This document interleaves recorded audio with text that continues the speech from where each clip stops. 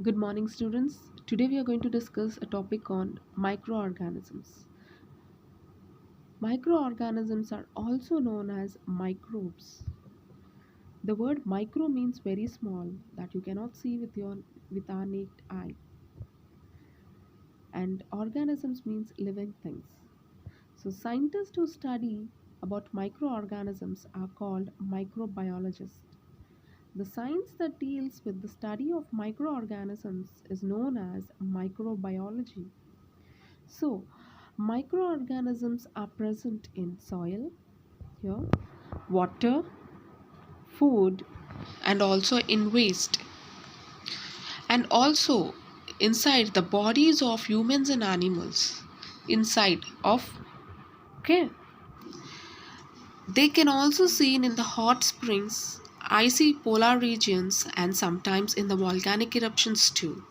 Microorganisms build a hard outer covering called cyst where if the conditions are not favorable for their survival. So let us go with the types of microorganisms. There are five major groups of microorganisms. The first one is the bacteria. The bacteria is a unicellular. Uni means single children, so it consists of a single cell. So all bacteria consist of a single cell only. So and these bacteria are present in air, water, soil, food and also everywhere in the universe and on the earth's surface. You can say as it is present in earth's surface.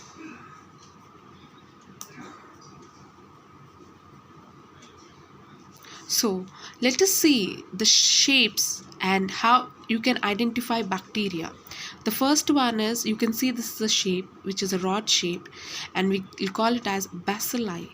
The second one is the cocci and you can also call as a round shape as it is looking a small round one. And the third one is spirilla which is like a spring one and also like a tail shape or a coma shape you can know that is called as vibrio.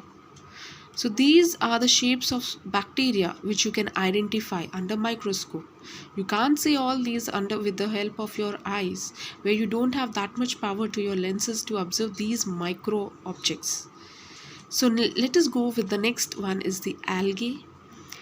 And algae is also unicellular microorganisms and these have a speciality where it is of photosynthetic organisms and have chlorophyll.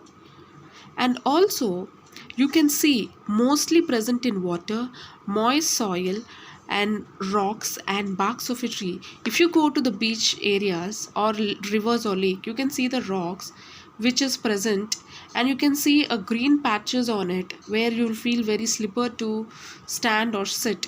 These are nothing but the algae only.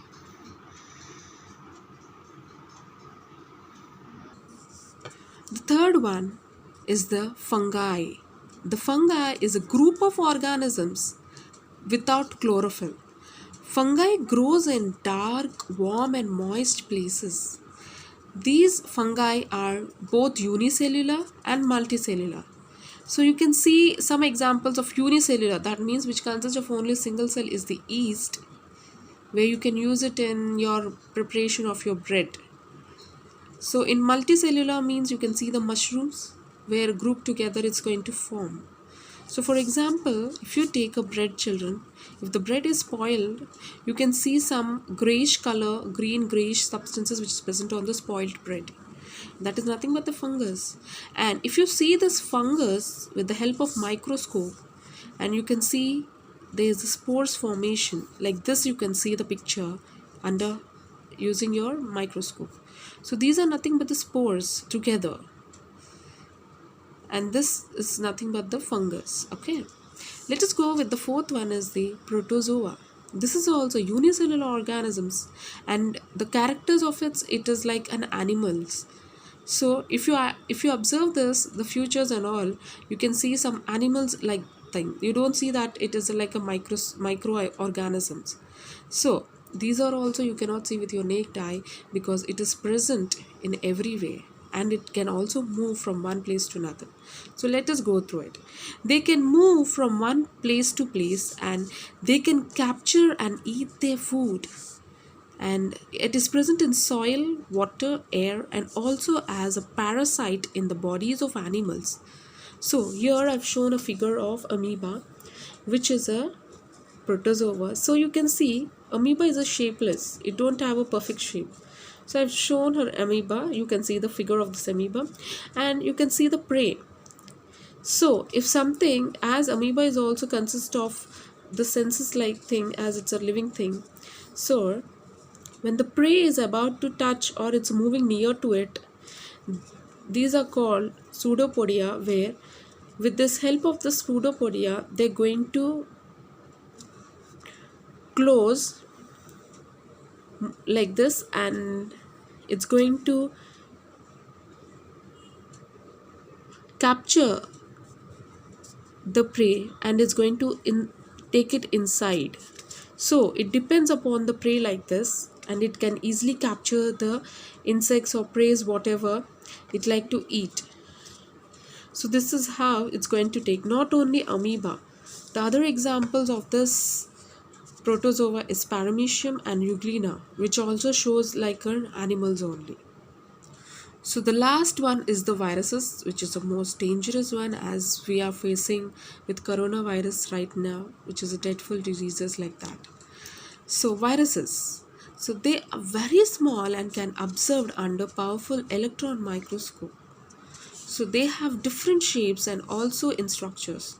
They behave as non-living particles outside the body of the host organisms. That means on which an organisms it depends, like outside of it depends, as it is nothing, it is like a non-living thing. But once it is enters into the body, this virus can grow and multiple by infecting the living cells of the organisms of the host cell. So what happens, children? Once if it enters into the body of anybody, means it causes infectious, and it's going to take all the energy from the host organism. So what will happen once it is developing more and more cells, dividing multiple of cells?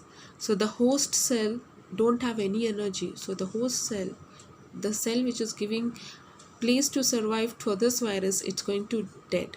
So because of that, the increase of this virus and the decrease of this, the death of this host cell will leads to the infections into our body.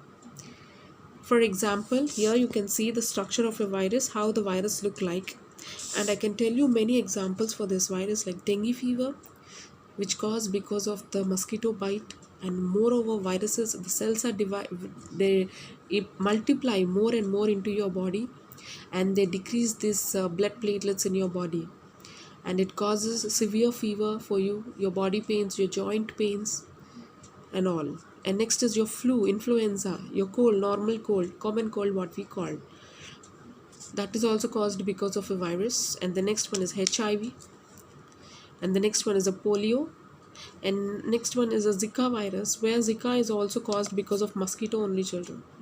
Okay, this is about the entire chapter of only the 5 major types of microorganisms. Thank you.